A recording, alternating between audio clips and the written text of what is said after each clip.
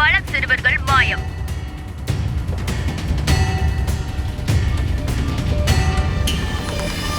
பெற்றோர்கள் அச்சம். குழந்தைகளை பத்திரமாக மீட்கவும் குற்றவாளியை பிடிப்பதற்காகவும் போலீசார் தனிப்படை அமைத்து தேடுதல் வேட்டையில் ஈடுபட்டுள்ளனர். என்ன இந்திரா இது? ஒரே நாள்ல நிறைய குழந்தைங்க காணாம போயிருக்காங்க. அப்ப நம்ம பாவையை கடத்துறதுக்கு பர்சனல் வெஞ்சன்ஸா இருக்காது. மத்த குழந்தைங்களோட சேர்த்துதான் பாவையும் கடத்திருக்காங்க.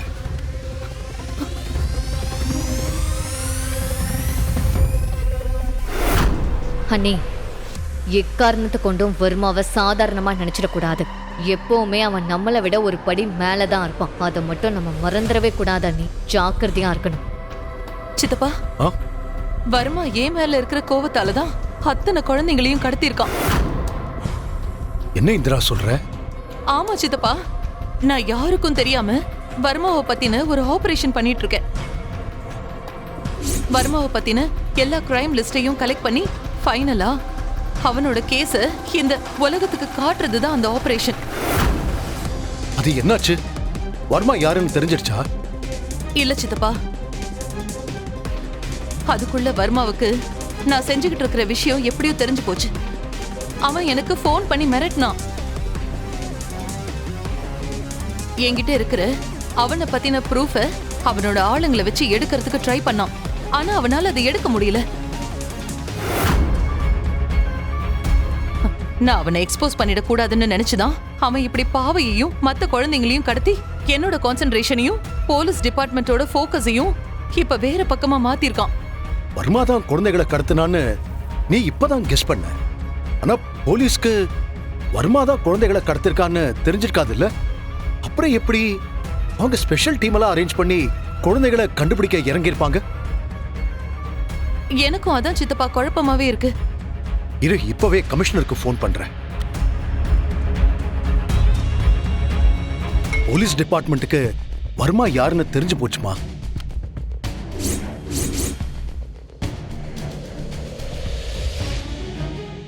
அவங்க எப்படி சித்தப்பா கண்டுபிடிச்சாங்க? அது தெரியல இந்திரா. ஆனா இந்த விஷயம் வெளியே தெரிஞ்சா ஆபத்து வரும்னு தான் டிபார்ட்மெண்ட்ல இத சஸ்பென்ஸாவே வச்சிருக்காங்க. அதனால நாமளும் யார்கிட்டயும் ஷேர் பண்ணிக்க வேண்டாமா?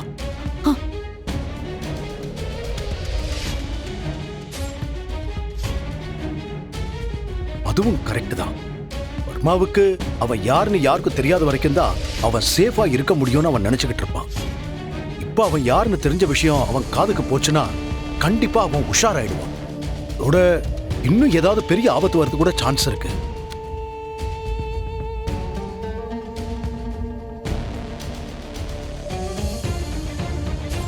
வர்மா யாருன்னு தெரிஞ்சிருச்சா? ஐயோ, நாம வேற அவனை வீட்டுக்கெல்லாம் கூட்டிட்டு வந்திருக்கோமே. இவங்களுக்கு மட்டும் வர்மாவோட முகம் தெரிஞ்சது நான் மாட்டிப்பேன். இவங்க யாருக்குமே வர்மாவோட முகம் தெரியக்கூடாது. எப்படியாவது அதை தடுத்துடணும். வர்மா யாருன்னு போலீஸ்க்கு தெரிஞ்சிருச்சுன்னா அவங்க சஸ்பென்ஸா வச்சிருப்பாங்களாமா? இவங்க மட்டும்தான் அதை தெரிஞ்சுப்பாங்களா? இந்திராணி, நான் எப்படி இந்த விஷயத்த சும்மா விடுவேன்? இப்பவே என்ன செய்யறேன்னு பாரு.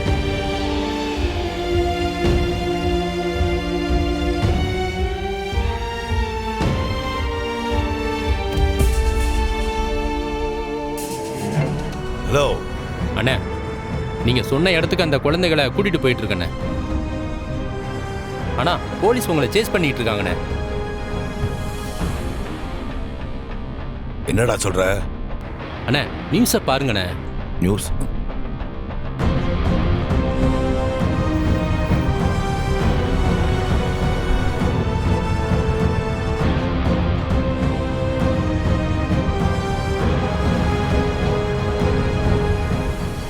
முக்கிய செய்தி.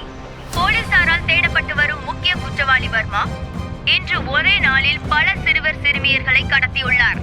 போலீசார் வர்மாவை பிடிக்க எடுத்துள்ள முயற்சியை உடைக்கவே வர்மா இத்தகைய சூழ்ச்சியை கையாண்டிருப்பதாக போலீஸ் தரப்பில் கூறப்படுகிறது. மேலும் கடத்தப்பட்ட குழந்தைகளை வர்மாவிடமிருந்து பத்திரமாக மீட்கவும் வர்மாவை கைது செய்யவும் போலீசார் தனிப்படை அமைத்து தேடி வருவதாக தகவல் வெளியாகியுள்ளது.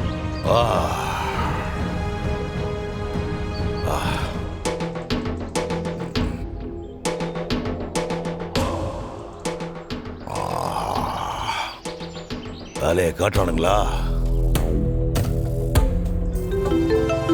ஹலோ மேடம், நீங்க வாட்ஸ்அப்ல அனுப்புன அந்த பாசிமணி மாதிரியே சிசிடிவி ஃபுட்டேஜ்ல டேங்கர் லாரி கிராஸ் பண்ணி போனதை வச்சு அந்த ரூட்டை நாங்க ஃபாலோ பண்ணி போனோம்.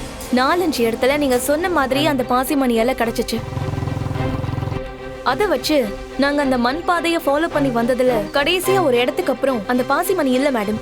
பாவை நமக்கு அடையாளம் காட்டுறதுக்காக அந்த பாசி மணியை போட்டுட்டு போயிருக்கா. மேடம், அங்க இருந்து 4 பாதை தெரியுது. அதுல 2 பாதை மண் பாதை. அப்போ அந்த பாதையில அந்த கண்டெய்னர் லாரியோட தடை தெரியுதான்னு பாருங்க. பாதை கரடு முரடா இருந்தா கண்டுபிடிக்கிறது ரொம்ப கஷ்டம். ஒருவேளை அப்படி இருந்தா அங்க பக்கத்துல யாராவது இருந்தா கொஞ்சம் விசாரிச்சு பாருங்க.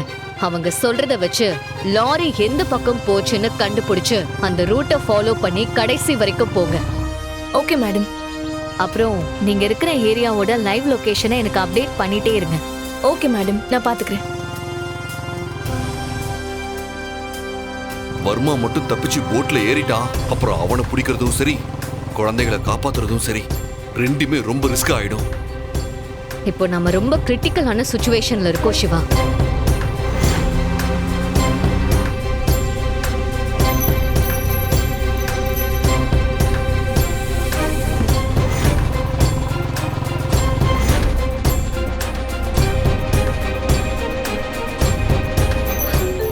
சிவா, ஒரு நிமிஷம் பைக்கை நிறுத்துங்க. டாக்டர் கால் பண்றாங்க.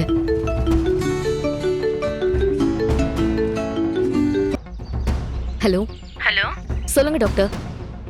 சாரி ஐலி, என்னாச்சு டாக்டர்?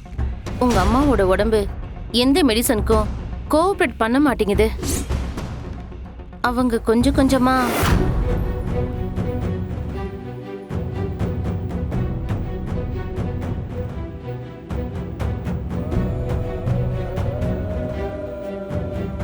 அவங்க பல்ஸ் அப்பப்ப இறங்குச்சு. போராடி தான் திரும்ப கொண்டு வந்திருக்கேன். அதே மாதிரி திரும்பவும் இப்ப ஆச்சு. நான் எவ்வளவோ ட்ரை பண்ணேன். ஆனா இப்போ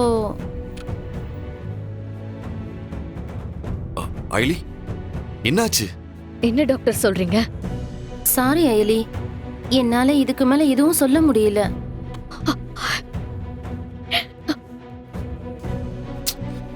ஐலி, என்னாச்சுன்னு கேக்குறேன்ல. டாக்டர், அவங்க காது கிட்ட இந்த செல்போனை கொண்டு போய் வைங்க. எதுக்கு அயலி? நான் என் அம்மா கிட்ட கொஞ்சம் பேசணும்.